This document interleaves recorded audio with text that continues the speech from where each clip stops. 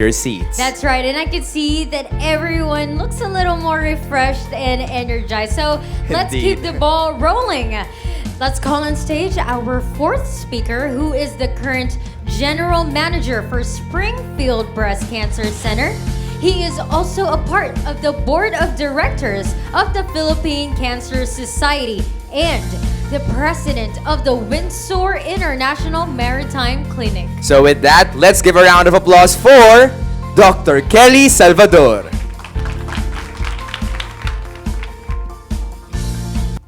Okay. Hi. Good afternoon, everybody.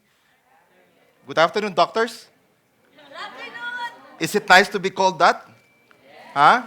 Everybody, well, I was told that this group is a group of most probably more science-related courses, correct? So many of you wanted to be a doctor, no? Maybe some of you say, ang yabang naman to sa unahan, nakaganon pa, nakagown. Do I get the respect because I'm wearing white? And I have stethoscope? Okay, listen. What if I take it out? Tell me if I'm less respectable. Okay?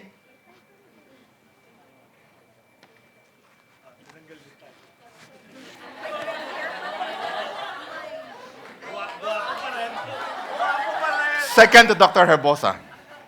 Listen, am I now less respectable? No, okay. That's why I'm saying respect is earned. Whatever you do in life, even if you start to become a janitor, you have to be respected. And you know, unlike my two very good speakers, Dr. Herbosa and teacher Eleanor, they really were focused and wanted to become who they are today, and they are very successful. Me? Do I want to be a doctor? Physician? The answer is no. I was forced to. And you know, the other one is I wanted to come to a good school called UST. And you know what? I wasn't accepted. I'll tell you that secret. No fault of yours. 40 years ago, so you know my age already, 40 years ago, I applied here as a young aspiring student, Filipino, to become somebody else. No? Because my parents says, kailangan doktor ka. Because your dad was my dad was an internist, so you have to succeed, you know. So I said, okay, I'll go to UST because I like UST. I think it's one of the greatest schools on earth. I applied, I said one of the greatest. I applied for physical therapy. At that time, PT was just starting, and they only accept 50 people. You know what was my rank in the exam? 51. So I thought, hey, mom, they didn't accept me. So I'm exempted. No, you go to another school. So here I am, reluctantly a doctor. All right. So enough of my jokes, etc. Let's be serious. So why do you want to be a physician? Why? The answer is always why. Today, I want to share with you my experiences as somebody from taking care of a medical foundation and as an ordinary Filipino, what can I do for a beautiful country like ours? Okay? So I told myself, well, at that time, I was a little bit rebellious because I didn't want to do this profession. I told my mom, you want me to be a doctor? I'm going to be a rich doctor. I'm going to be a good physician, but a rich one too. So is that your goal? Is that what you want to be? So I almost quit in second year of medicine. In fact, I cried. I begged, but here I am. So as a physician, you had the choice. Some people, Dr. Herbosa, please excuse me, some doctors, I said, okay, I'm a doctor. I will thrive on the fear and ignorance of my patients and to probably ask for a hefty professional fee so that I could live in one of those plush subdivisions and get a very good car. You can do that. Honestly, you can, really. But is that what you want to do? Let's go along the way. Or is it because you have a calling to become a physician? Somebody who has a lifelong dedication to learn and relearn the art of healing. taking into account the illnesses of your patients, which may ultimately affect your patient's family and his or her economic stability. And as a physician, one has to try to prevent the disease whenever possible, for prevention is better than cure. The last two sentences are part of the Hippocratic Oath that you will be asked to recite and pledge when you pass the board exam. Okay. I'm too small, so I cannot see it very well. Okay, so as a physician, you gain prestige. You're respected. You gain honor. But you could also be rich, as I said, no? So it all depends on what you want to be. Now, along the way, okay, so you can have honor, you can be very rich if you want to, or you really want to help. You have a sense of fulfillment by helping the marginalized sector of our society. But you make sacrifices along the way. I'm not scaring you, just telling you what I underwent all these years. 4 years of pre-med, 4 years of proper, a year of internship, pass the board, get your specialty, probably 15 years. And then you become unemployed. Unemployed. So, and maybe spend 3 million, 5 million, no? So, how do you define success? Success could be a lot of things, no? But of course, success depends on how you want it to be, okay? You can be rich, as I said, or as a physician, many times, the power to live or to die for a particular patient is in your hands, okay? Now, before you go into that, you of course, you have sacrifices, no? Financials, you spend a lot of money, okay? And of course, the time that you spend, I said 15 years, and many times, I remember when I was doing medicine from pre-med to proper, I tell myself, wala akong party. My friends are playing basketball, which I love to do, but they never accepted me because I'm too small. Or they go to parties and have lots of girlfriends, which I never did. No? But remember, I did not want this profession. Maybe you will ask what I wanted. Okay, that's a secret. So later on, as a physician, you have the power to live or to die. No? It's in your hands. Even the richest person can sometimes come to you and say, "Doctor, please make me well. I'm a billionaire. I'll give you what you want." And excuse me, some of us played like gods, which is not correct anymore. Okay? So, you must have a purpose. To become a physician, it must be purpose-driven in order for you to feel success. So what is purpose-driven? Well, I do hope that your purpose is to preserve and save lives. No? So you must have the two important words that I always keep in my mind when I was about to give up is you must have the passion to help. The passion to help is by doing so, you have the desire to help the sick and the dying people of at least our own country, who sometimes may not be financially able to pay you back. And two, you must have that, not only the passion, you must have now the compassion to care. Okay? Compassion to care. Purpose-driven. Sorry, if I get too excited, I usually end up forgetting things, okay? So two things, no? I always remember that passion to help and that compassion to care, your tireless effort of offering. Right? Dr. Herbosa offered his life to the service of our country to become a DOH undersecretary, which is a very good thing, no? He could have been very rich in another country, but he came back to serve the country. In my own way, I came home to try and serve, so, okay? So, allow me to share 3 small stories, no? What changed my outlook? Because remember, I never wanted to be a physician. So I wasn't devoted or anything, okay? Now, when I was doing my training back in some place, I met a Dutch patient. My boss, my jefe says, take care of him because he's dying in 3 months. So one day, not doing anything, and I was alone, I was a bachelor, so I went to see him. I tried to feed him, talk to him, prayed with him for about 4 to 6 hours. And you know what? I learned he was divorced. He has a son, he has a daughter that are in Amsterdam, and a brother that he never talked to for 15 years. The children do not like to see him. He said, "Can you help me out?" Long story short, I got them, three of them all together. And you know what? The guy lived for 20 years. He was here in the millennium, in the year 2000. He even thanked me. One day in 2012, he told me he was about to die. Can I see him one more time? And I did. And I thought that was a good purpose on my part, that somebody who was given 3 months to live, lived for 20 years. And at that, he said, "Thank you." He was very happy. And when I came home here, no, my mother passed away of cancer too, ironically. Then my family and I had a, what do you call, a foundation for her. We went, I don't know if you've heard of a movie called Patch Adams. Okay, so we did that movie.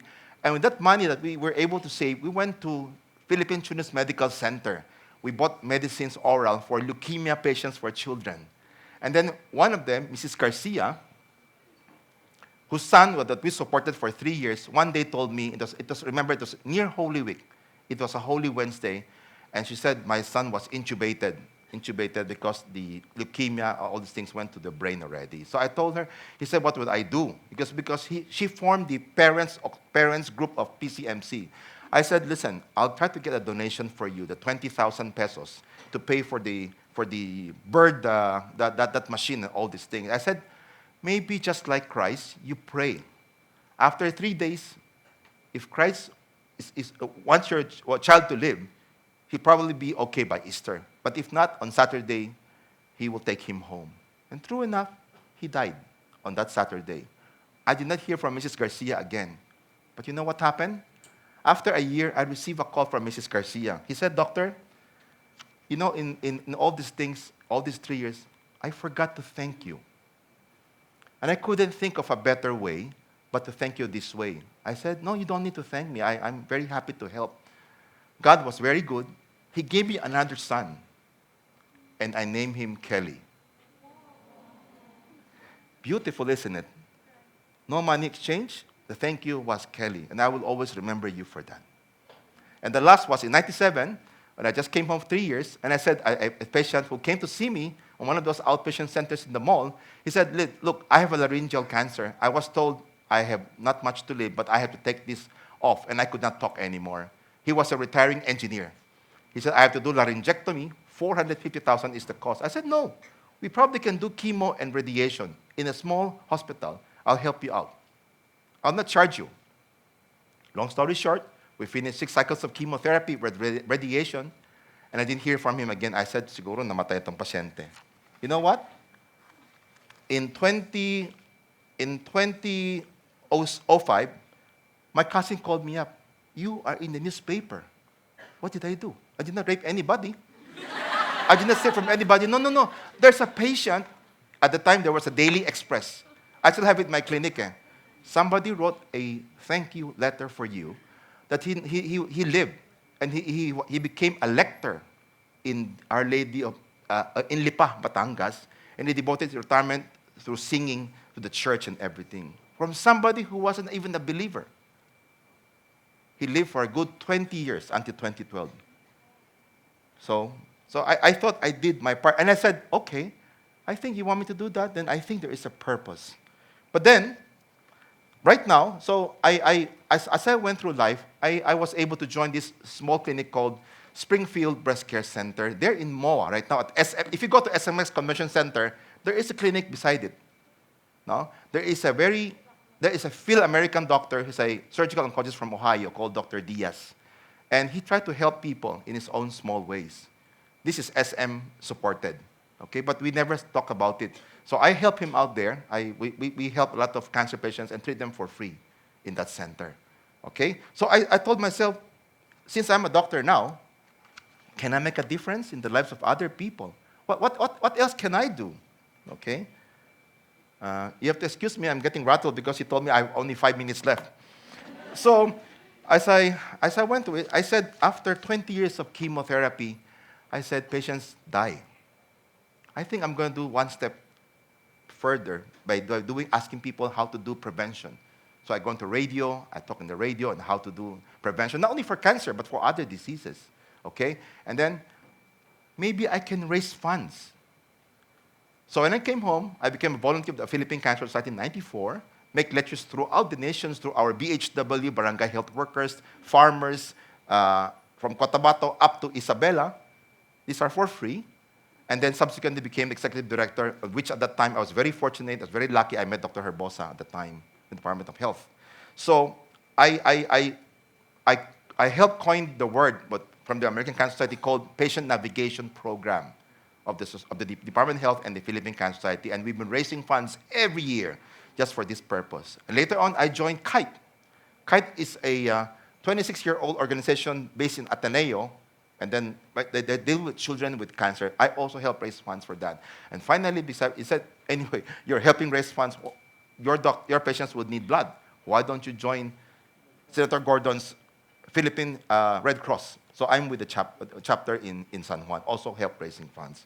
I thought by that I could somehow not only manage whatever I can manage, because I'm not the best oncologist in the Philippines, in fact, probably one of the last. So I said, I'll do something better so that every other people could get something from chemotherapy. Because many people come to me in the end, Doctor, wala akong pera mag-chemo eh.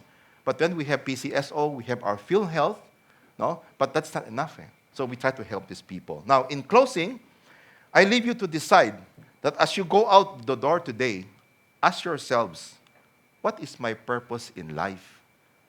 No? Not only because you want to be a doctor, but if you want to be something else, what is really your purpose to be that? Okay? You be it a pharmacist, medical technologist, physical therapist, journalist, a teacher, oh? But you have to do it well. There must be a good purpose. Take time out to have a prayerful life. That is what I learned all these 23 years of practice, really. And you know why? You know why you're in UST? It's not only one of the best schools in the country ever since the time of Dr. Jose Rizal until now. No, even further, beyond that 15-something, no? I remember this 400 years of UST. But this is because of the Christian formation that you will receive and that you will continuously receive from this good school. That will make you a better human being, a better professional in your field of endeavor. Okay? No one can be perfect. Only God is perfect. But as a physician, it is your obligation to help your patients to become well.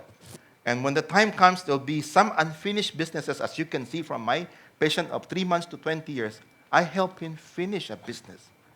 Imagine that guy is an atheist, honestly. But I share with him that afternoon a prayer. Our Father lang. It's good it's Dutch because we speak English, no? But I just arrived there in Spain, and I didn't even learn my Spanish then. So if you're able to achieve that, then probably you can make the world a better place for each human being, and shall probably leave a good legacy behind for your family, and most of all for your children, who my children are all here. Now, find a reason to be happy every day. Okay? So may God bless all of us.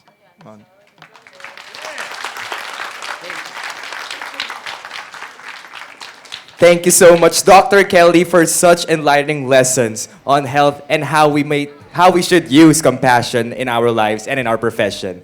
All right, now to facilitate the discussion, may we call on Miss Cristel Flores. Truly, Dr. Salvador's journey in the medical field is not only relevant to all the students who want to be in the field of medicine, but also to us students who are yet to find their purpose. So, Dr. Salvador, as we all know, being an oncologist isn't the easiest job emotionally. How do you handle your patients with positivity? You know, I have said to God many times no. You know, when I was a doctor already, pasang awa sa board exam, I told myself, I will never become a medical oncologist. Do you know that? You know why? Because an oncologist see death every day. Be them 19 years old, 7 years old, or 95 years old, you see death. Okay, when I see lovely people like you, I'm always very happy. But I think I have that positive attitude. As a Filipino, I always look forward, look forward, look forward. As long as there is sunshine, there is UST, sip sip, no? No. There will always be a better tomorrow. I do not play God, but I always say that as a physician, to the very end, if I could help out, not chemo, but even to ease the pain of that pain of the body of metastasis, and even the family, the people that we will left behind, I think that is already in a way successful as a doctor. So that's how I deal with it. So as we can see, we are very happy to see that a lot of people want to participate, but unfortunately, we will only limit the questions to 3 people. So we will start now in the questions. Hello, I am Jasmine Aspiras from Hello, the Jackie. AMV College of Accountancy. Apo. And I am a leukemia patient. Okay. Through the years of undergoing chemotherapy, there is this one of my medications. I'm actually wondering, why do I have to take this? And it's steroids. So why do we cancer patients need to have an oral intake of steroids depending on our weight and also in the frequency of our chemotherapy? May I ask, what do you have right now? What Leukemia. Were you? Leukemia. Okay. Okay. Leukemia is, to easier understood, is a cancer of the blood they're not producing enough red blood cells. All these things. Now, steroids may in a way help stimulate. No. Unfortunately, that is still one of the drugs that they use nowadays. No. I'm sure your doctor, unless really pushed by it, no, they would find other ways. No. There are many kinds of treatments, but sometimes treatments of leukemia may not be that simple. It's a little bit complicated, and you may have other side effects. That is why I defer to them, your hematologist, to know which is best for you. Okay? You can always sit down and discuss with them. There are many kinds of therapy, but maybe sometimes hindi po bagay sa'yo. Or, chemotherapy is a two-edged sword. It may actually kill you.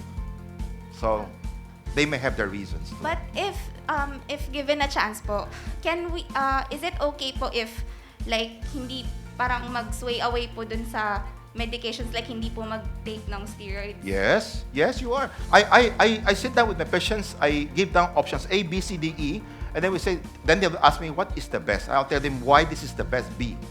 Sometimes B is no treatment. Not all the time I go treatment. No treatment is the treatment. Many times patients needs to talk to you. The doctors needs to be talked to. But we have forgotten, many of us, especially if you're too busy, you have forgotten that. Yeah. You have to bring, that's why I said, what is your purpose in life? All right? Thank you so much. You're welcome. Hi, good morning, sir. I'm Eunice from the College of Tourism and Hospitality Management. I was just like to ask, I was inspired by your story. You're supposed to be not to be a doctor, but what motivated you or what inspired you to continue on to your course? You mean this medicine? Yes, please. Well, as I said, along the way, there were several times in my from becoming a student all the way to becoming a doctor, I wanted to quit. But these stories, these are just 3 of these big stories I always remember, and my children knows that. And there are many small stories of how a simple smile and the patient will say, thank you. Thank you for everything, because I'm about to leave. That inspired me. Because I know that throughout that short span of time being with them, that thank you was more than the money that they could afford. And they could not afford to pay, really. So I thought that inspired me to do more. Thank you, sir. You're welcome. Good afternoon, Doctor. My name is Mark Barrera from Hello, Mark. the College of Science. I'm currently a graduating student and an aspiring doctor as well. So it's time for me now to decide on which school I would choose.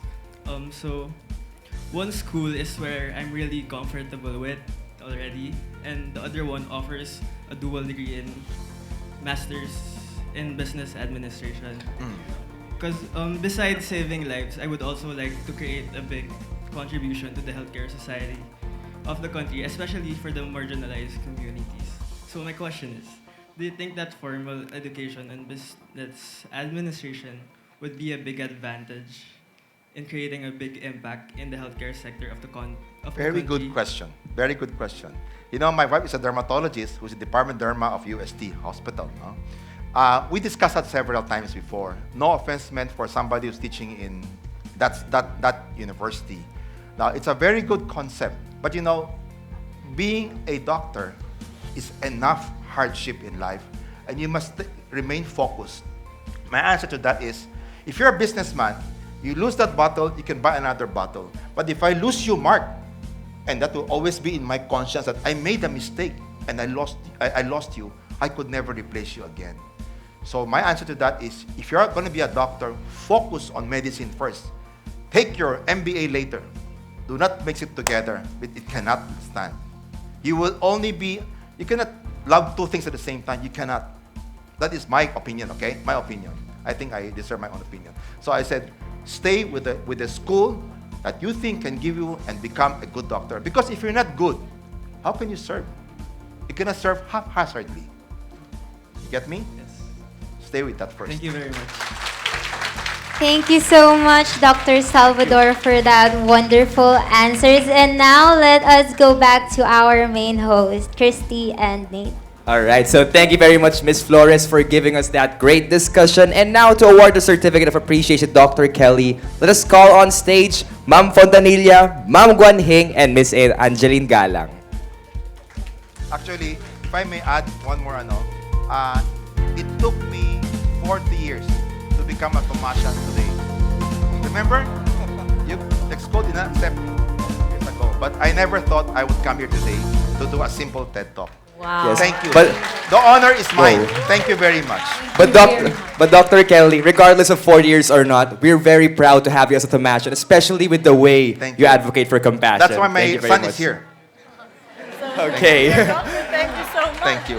Thank Now you. you're a Tomasha. So indeed, that was a wonderful talk. And knowing that our 3 C's has the word compassion in those phrases, Salamat. we really need to emphasize that word, compassion. Salamat, It is Angeline. part of our identity, and we must make sure that we always include it in everything we do in our lives. That's correct. And many people forget that when you Salamat, ma'am. pursue a Salamat. career, Salamat it's sa about inyo. responsibility. Indeed, that is true. Everything comes with responsibility, and having a career, having the very thing that makes your life run, that gives you the money you need in order to live throughout your own families, everything you have, you really need that kind of responsibility. Is that right?